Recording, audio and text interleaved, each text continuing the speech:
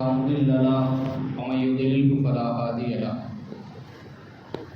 ونشهد أن لا إله إلا الله وحده لا شريك له ونشهد أن سيدنا ومولانا محمدا عبده ورسوله أما بعد فقد قال الله سبحانه وتعالى في أحكم التنزيل وفي الفرقان المجيد بعد أعوذ بالله من الشيطان الرجيم بسم الله الرحمن الرحيم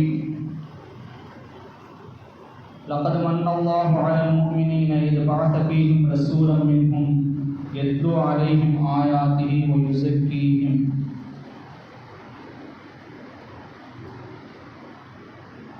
قال النبي صلى الله عليه وسلم إنما بعثت لأتمم مكارم الأخلاق رب اشرح لي صدري ويسر لي أمري واحلل عقدة من لساني يفقهوا قولي ربي زدني علما وما توفيقي إلا بالله عليه توكلت وإليه أنيب. கண்ணியத்திற்கும் மிகுந்த மரியாதைக்கும் உரிய அல்லாஹ்வின் நல்லடியார்களே, பெரியோர்களே, சகோதரர்களே,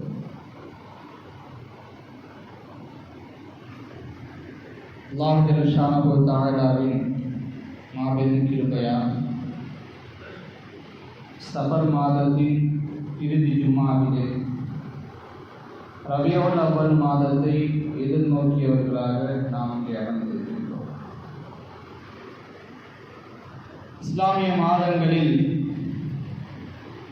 சிறப்புக்குரிய மாதம் பல இருந்தாலும் கூட தனித்துவமான ஒரு மாதமாக ரபியுல் அவ்வல் மாதம் திகழ்ந்து கொண்டிருக்கிறது. அதற்கான காரணம், ரபியுல் அவ்வல் மாதத்தின் ஒரு 12வது நாளிலே திங்கட்கிழமை 1571 கிபி 571 ஏப்ரல் 20ஆம் தேதி பிறை 12ஆம் நாளிலே நம் உயிரிலும் மேலாக நேசிக்கக்கூடிய கண்மணி நாயகம் ஸல்லல்லாஹு அலைஹி வஸல்லம் அவர்கள் மக்கமா நகரிலே பிறந்தது இந்த ரபியுல் அவ்வல் மாதத்தில் தான். அல்லாஹ் ஜல்ல ஷானஹு வ தஆலா நம் பிரியத்திற்குரிய நபி முஹம்மது ஸல்லல்லாஹு அலைஹி வஸல்லம் அவர்களை இந்த உலகத்திற்கு அனுப்புவதற்கு முன்னால் நபி ஸல்லல்லாஹு அலைஹி வஸல்லம் அவர்களின் நூரை, ஒளியை படைத்து விட்டார். இந்த உலகத்தில் மனிதன் தோன்றுவதற்கு முன்னாலே, ஆதிபிதா ஆதம் அலைஹிஸ்ஸலாம் அவர்களை படைப்பதற்கு முன்னாலே 9 லட்சம் ஆண்டுகளுக்கு முன்னால் நபி ஸல்லல்லாஹு அலைஹி வஸல்லம் அவர்களை ஒரு ஒளி வடிவிலே அல்லாஹு தஆலா படைத்து விட்டார். ஆதிபிதா ஆதம் அலைஹிஸ்ஸலாம் அவர்கள் படைக்கப்பட்டதற்கு பின்னால் அந்த ஒளியை ஹஜ்ரத் ஆதம் அலைஹிஸ்ஸலாம் அவர்களின் வழியாக பயணிக்க செய்தார்.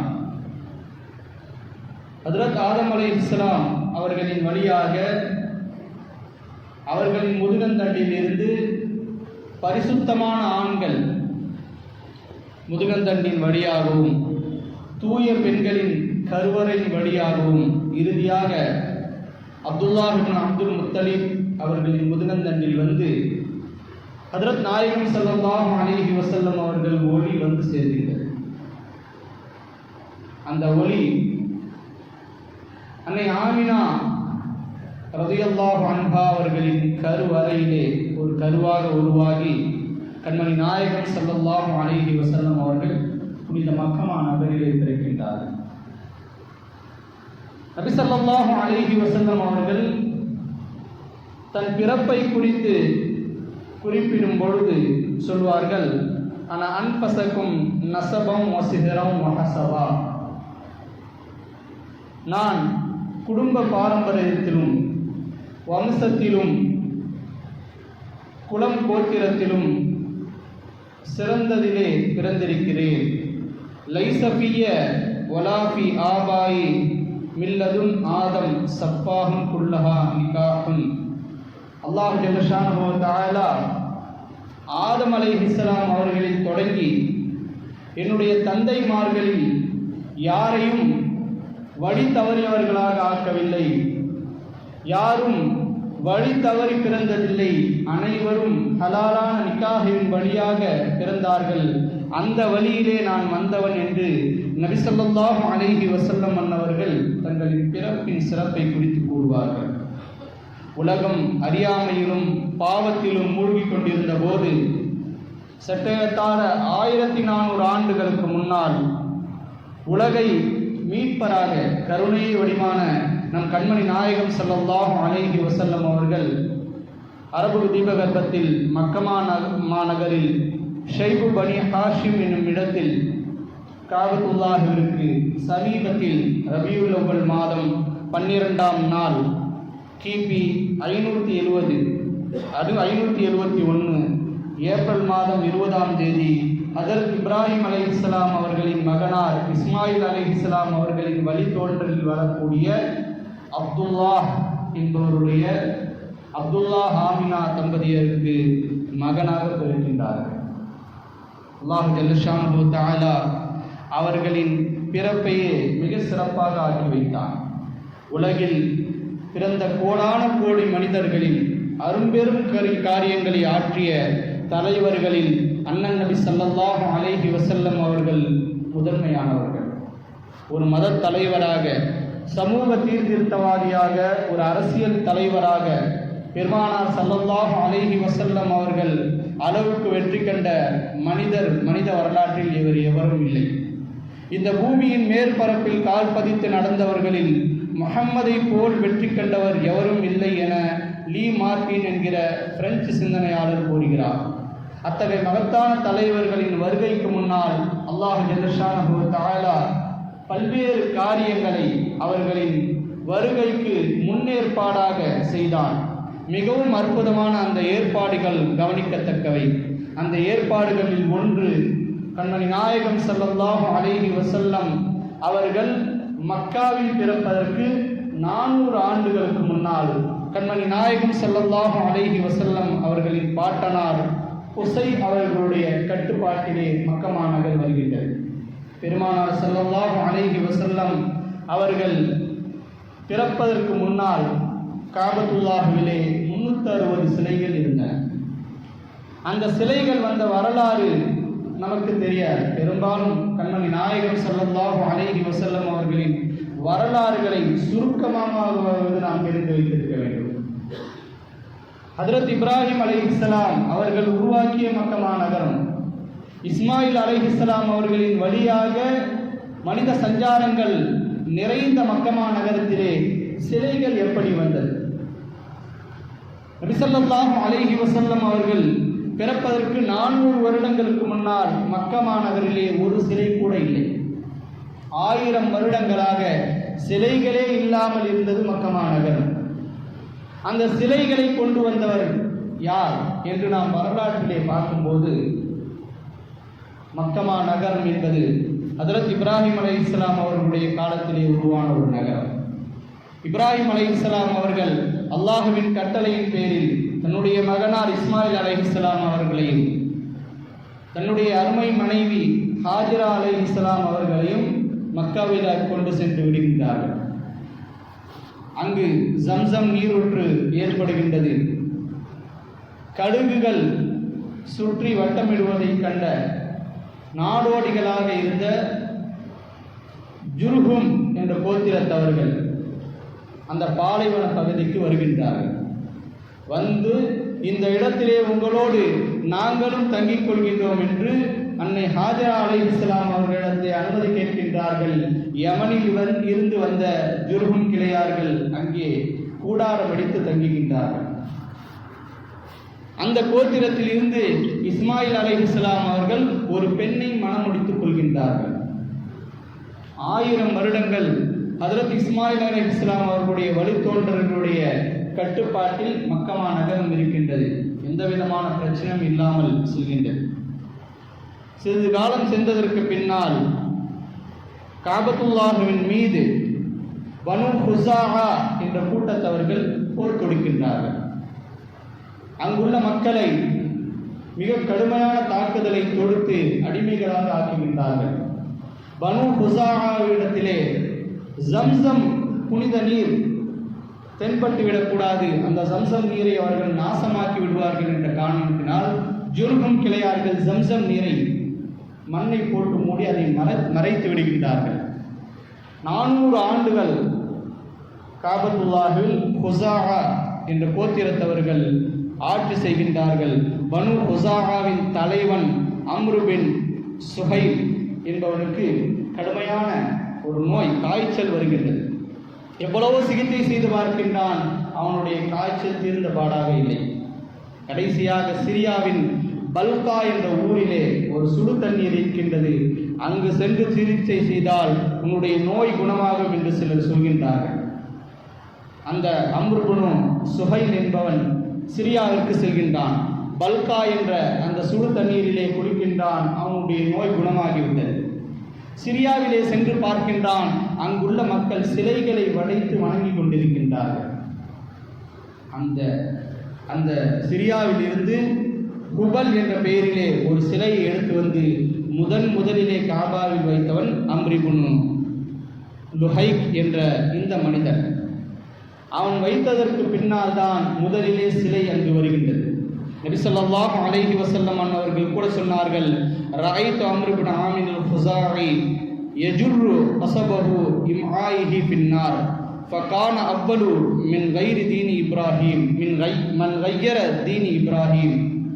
நான் அம்ரு பின் ஹுஸாஇ என்பவன் நரகத்திலே தன்னுடைய குடலை இழுத்து கொண்டு வரக்கூடிய காட்சியை பார்க்கின்றேன். காரணம் என்னவென்றால், அவன்தான் இப்ராஹிம் அலைஹிஸ்ஸலாம் அவர்களுடைய மார்க்கத்திலே மாற்றத்தை ஏற்படுத்தி முதலாக காபத்துல்லாஹ்விலே வந்து சிலையை வைத்தவன் என்று நபி ஸல்லல்லாஹு அலைஹி வஸல்லம் அவர்கள் அந்த நபரின் இழிநிலையை, நரகத்திலே எப்படி இருப்பான் என்று நபி ஸல்லல்லாஹு அலைஹி வஸல்லம் அவர்கள் சொன்னார்கள். காலம் உருண்டோடுகின்றது. அந்த மக்காவின் ஆட்சி ஹுஸாஇ என்ற அந்த கோத்திரவர்களிடத்திலே இருக்கின்றது. ஜுர்ஹும் கிளையாரிலிருந்து குசை என்ற ஒரு நல்லவர் தோன்றுகின்றார். அவர் அந்த ஹுஸாஇ இடத்திலே நல்ல முறையிலே பழகி அவர்களின் நன்மதிப்பை பெற்று மக்காவின் ஆட்சியை மறுபடியும் ஜுர்ஹும் கிளத்தாரிடத்திலே வரக்கூடிய அளவுக்கு அவர் நல்ல ஒரு பெயரை பெற்று மீண்டும் ஜுர்ஹும் கிளையிலே உள்ள நபி ஸல்லல்லாஹு அலைஹி வஸல்லம் அவர்களுடைய பாட்டனார்களே வரக்கூடிய இஸ்மாயில் அலைஹிஸ்ஸலாம் அவர்களுடைய சந்ததியிலே வரக்கூடிய குசை அவர்களுக்கு காபத்துல்லாஹ்வை நிர்மாணிக்கக்கூடிய பொறுப்பும் மக்கமானகாரர்களுடைய ஆட்சியும் அவர்களுடைய கையிலே வருகின்றது. இந்த சம்பவம் நடப்பது நபி ஸல்லல்லாஹு அலைஹி வஸல்லம் அவர்கள் பிறப்பதற்கு 170 ஆண்டுகளுக்கு முன்னால். நபி ஸல்லல்லாஹு அலைஹி வஸல்லம் அவர்களின் பிறப்பின் முன்னறிவிப்பாக அல்லாஹ் ஜல்லஷானஹு தஆலா நபி ஸல்லல்லாஹு அலைஹி வஸல்லம் அவர்களுடைய குடும்பத்தில் உள்ளவர்களுக்கு மக்காவின் ஆட்சியை பரிசாக கொடுக்கின்றான். நபி ஸல்லல்லாஹு அலைஹி வஸல்லம் அவர்கள் பிறப்பதற்கு சில ஆண்டுகளுக்கு முன்னால் அல்லாஹ் ஜல்லஷானஹு தஆலா அப்துல் முத்தலிப் அவர்களுக்கு ஒரு கனவை ஏற்படுத்துகின்றார். இதுவரை ஜம்சம் கிணறு 400 வருடங்களாக மூடப்பட்டிருக்கின்றது. ஜம்சம் கிணறு எங்கு இருக்கின்றது என்று யாருக்குமே தெரியவில்லை. அல்லாஹ் ஜல்லஷானஹு தஆலா நாயகம் ஸல்லல்லாஹு அலைஹி வஸல்லம் அவர்களின் பாட்டனாருக்கு ஒரு கனவை கொடுக்கின்றான். அப்துல் முத்தலிப் அவர்கள் சொல்கின்றார்கள், நான் தூங்கிக் கொண்டிருக்கின்றேன், அப்பொழுது ஒரு கனவு வருகின்றது. ஒரு நபர் இதா அத்தானி ஆத்தின், ஒரு நபர் என்னிடத்திலே வருகின்றார், இஹ்ஃபர் த்வைபா, நல்ல இடத்தை நீங்கள் தோண்டுங்கள் என்று கூறுகின்றார். ஒமத் த்வைபா, நல்ல இடம்னா எது அப்படின்னு கேட்குறேன். அவர் பதில் சொல்றார், போயிட்டார். சும்ம தஹப அன்னி கால ஃபலம்மா கானல் கதா ரஜஅது இலா முஅஜ்ஜதி ஃபனமத் ஃபஜாஅனி கால இஹ்ஃபர் பர்ரா. மறுநாள் நான் தூங்குறதுக்கு போகிறேன், தூங்குறேன். அப்பொழுது அதே நபர் வந்து இஹ்ஃபர் பர்ரா, அல்லாஹுவின் நன்மையை பெற்றுத்தரக்கூடிய அந்த இடத்தை தோண்டுங்கள் என்று அவர் சொல்கின்றார். குல்து ஒமா பர்ரா, நன்மையை தரக்கூடிய இடம்னா எதுன்னு கேட்குற, மீண்டும் அவர் சென்று விடுகின்றார். மூன்றாவது நாள் நான் உறவச் செய்கின்றேன். எஹ்பர் மதுனூனா, மதுனூனா என்ற அந்த இடத்தை தோண்டுங்கள். நீரூற்று இருக்கக்கூடிய அந்த இடம், இப்போதான் தெளிவாக சொல்றாரு, நீரூற்று இருக்கக்கூடிய இடத்தை தோண்டுங்கள் அப்படின்னு சொல்லும் பொழுது நீரூற்று இருக்கக்கூடிய இடம் எங்கே இருக்குது அப்படின்னு கேட்குறேன். மீண்டும் அவர் போயிடுறார். 4வது நாள் வர்றார். 4வது நாள் வந்து எஹ்பர் ஜம்சம், ஜம்சம் கிணறை தோண்டுங்கள் அப்படின்னு சொல்லிட்டு சில அடையாளங்களை சொல்லிவிட்டு செல்கின்றார். இந்த இடத்துல தான் ஜம்சம் கிணறு இருக்கு அப்படின்ட்டு. உடனே அப்துல் முத்தலீப் மறுநாள் விழித்தெழுந்ததும் அந்த இடத்திற்கு சென்று தோண்டி பார்க்கின்றார். அங்கிருந்து ஜம்சம் நீர் ஊற்றி எடுக்கின்றது. அல்லாஹ் ஜல்லஷானு தஆலா நாயகம் ஸல்லல்லாஹு அலைஹி வஸல்லம் அவர்கள் பிறப்பதற்கு முன்னேற்பாடாக 2வது ஒரு முக்கிய நிகழ்வாக இந்த நிகழ்வை ஆக்குகின்றார். ஜம்சம் நீர் ஊற்று பல நாட்கள் மறைந்திருந்தது. அந்த நீரூற்றை அல்லாஹ் தஆலா வெளிப்படுத்துகின்றான். அந்த நீரூற்றை அப்துல் முத்தலீப் அவர்கள் கண்டெடுக்கின்றார்கள். இறுதியாக அப்ரஹா என்ற மன்னன், இவன் வந்து அபிசீனியா ஹபஷா நாட்டில் ஒரு மன்னராக இருந்த அப்ரஹா மன்னன், அவன் ஒரு பெரிய கோயிலை கட்டுறான், பெரிய தேவாலயத்தை கட்டுறான். அந்த தேவாலயம் வந்து மிகப்பெரிய பிரம்மாண்டமாக இருக்குது. அந்த ஊரில் உள்ள மக்கள் எல்லாம், அக்கம் பக்கத்தில் இருக்கக்கூடிய எல்லா அரபிகளையும் அந்த தேவாலயத்துக்கு கோயிலுக்கு வர்றதுக்கு அழைக்கிறான். யாரும் அந்த கோயிலுக்கு செல்வதற்கு மறுக்கின்றார்கள். காரணம், இருக்கக்கூடிய அனைத்து அரபிகளுக்கும் புனித தலமாக அந்த காலத்திலிருந்தே புனித காபத்துல்லாஹ் இருந்து வருகின்றது. இந்த அவன் கட்டிய இந்த தேவாலயத்தை அவர்கள் ஏளனமாக கூறினார்கள். கனீசா அப்படின்னாங்க. கனீசான்னா அதை நிமிர்ந்து பார்த்தா தலையில் இருக்கக்கூடிய தொப்பி விழுந்துடும். அதனால் அந்த தேவாலயத்துக்கு கனீசா அப்படின்னு பெயர் வைத்தாங்க. அதை ஒரு கேலிக்குரிய பொருளாக அவர்கள் ஆக்கிவிட்டார்கள். அது அந்த அப்ரஹான்ற மன்னனுக்கு மிகப்பெரிய கோபத்தை ஏற்படுத்தியது. மக்களை அழைத்து கொண்டே இருந்தால் யாரும் வருவதாக இல்லை. கடைசியாக ஒரு அரபி அந்த தேவாலயத்தில் போயிட்டு பாத்ரூம் இருந்துட்டு வந்தார். மலம் ஜலம் கழித்து விட்டு வந்து விடுகின்றார். இந்த சம்பவம் அவனுக்கு மிகப்பெரிய கோபத்தை ஏற்படுத்தும்.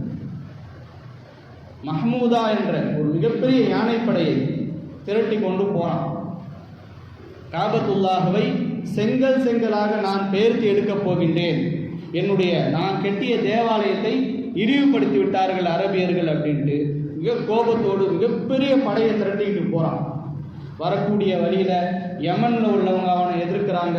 அந்த மக்கள் இடத்துல போராடி அவங்கள வெற்றி கொண்டுட்டு வரான்.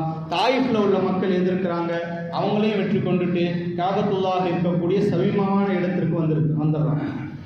அந்த இடத்துல மேய்ந்து கொண்டிருக்கக்கூடிய ஒட்டகங்களை பிடித்து வைத்துக் கொள்கின்றான். அந்த ஒட்டகங்கள் நபி ஸல்லல்லாஹு அலைஹி வஸல்லம் அவர்களுடைய பாட்டனார் அப்துல் முத்தலீப் அவர்களுக்கு சொந்தமானது. அப்துல் முத்தலீப் அவர்களிடத்துல ஒரு தூதுவன் வருகின்றான். உங்களுடைய ஒட்டகத்தை எங்களுடைய மன்னர் அப்ரஹா பிடித்து வைத்துக் கொண்டார். உங்களுடைய காபத்துல்லாஹவை அவர் சுக்குநூறாக உடைக்கப் போகின்றார். அதற்காக நாங்கள் படை திரட்டி வந்திருக்கின்றோம். ஊர் தலைவர் என்ற ரீதியிலே உங்களிடத்திலே பேச வந்திருக்கின்றோம் என்று சொன்னபோது அந்த தூதுவர் இடத்திலே அப்துல் முத்தலீப் நபி ஸல்லல்லாஹு அலைஹி வஸல்லம் அவர்களுடைய பாட்டனார் சொல்கின்றார், ஒட்டகம் எனக்கு சொந்தமானது, அதனால் ஒட்டகத்தை என்கிட்ட போட்டிருக்கேன். காபத்துல்லா அல்லாஹுடைய இல்லம், இந்த காபத்துல்லாஹுவை அல்லாஹ் பார்த்து கொள்வான் என்று சொன்னபோது அந்த தூதர் அப்படியே போய் சொல்கின்றான் அப்ரஹாவிடத்தில். அப்ரஹா உடனே ஆச்சரியப்பட்டு ஊர் தலைவராக இருக்கக்கூடிய அப்துல் முத்தலீப் அவர்களை அழைக்கின்றார். அழைத்து பேசுகின்றார்.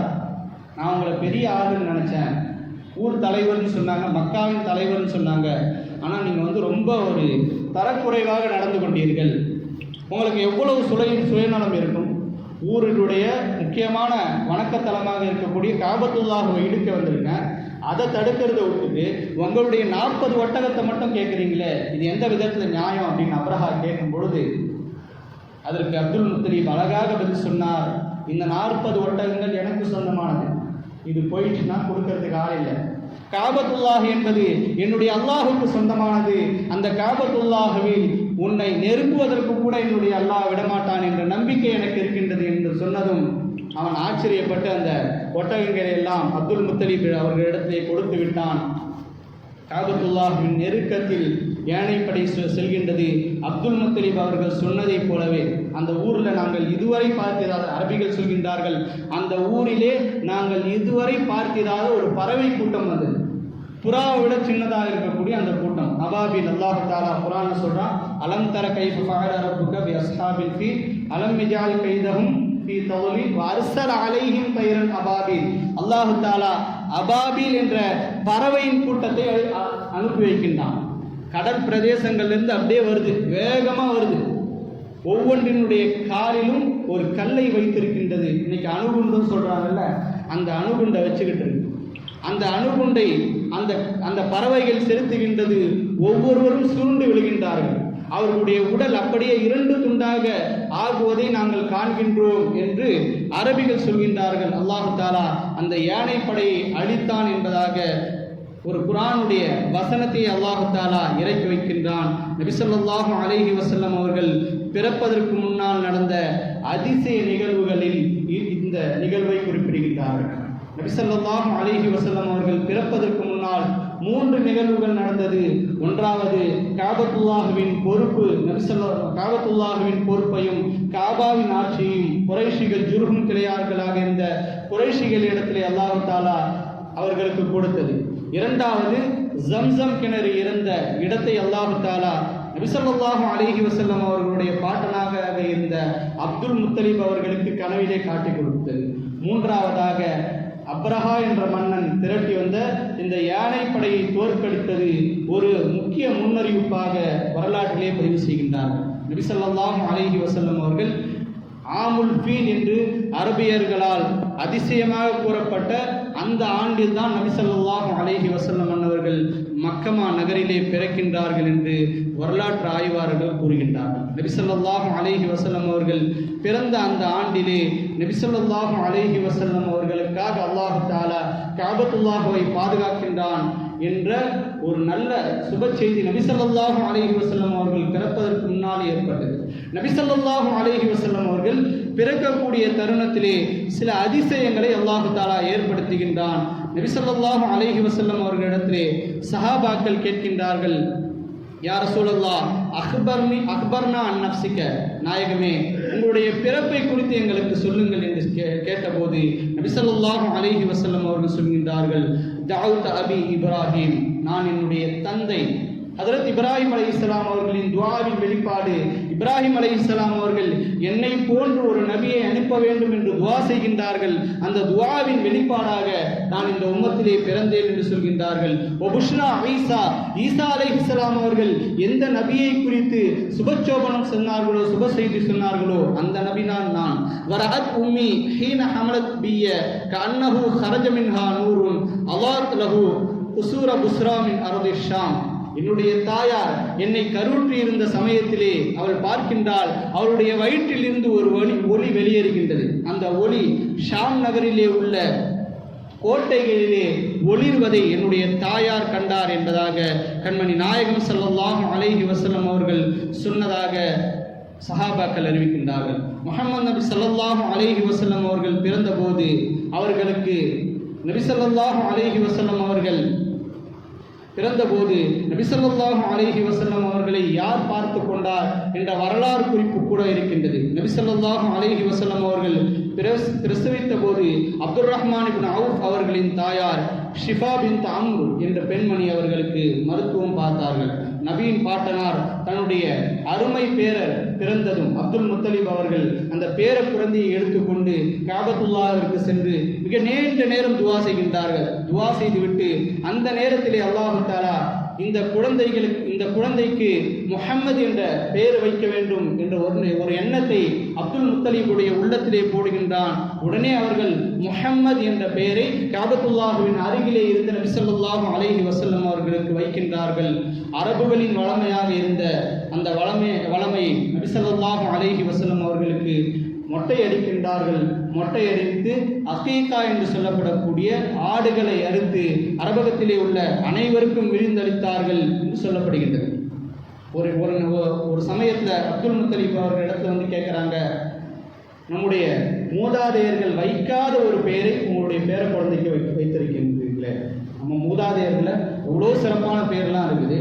அப்படி இல்லாமல் ஒரு வித்தியாசமான பேராக இருக்குது. அரபகத்தை இதுவரைக்கும் யாருமே வச்சது இல்லையே. முஹம்மது அப்படின்ற ஒரு பேரை வைத்திருக்கீங்க.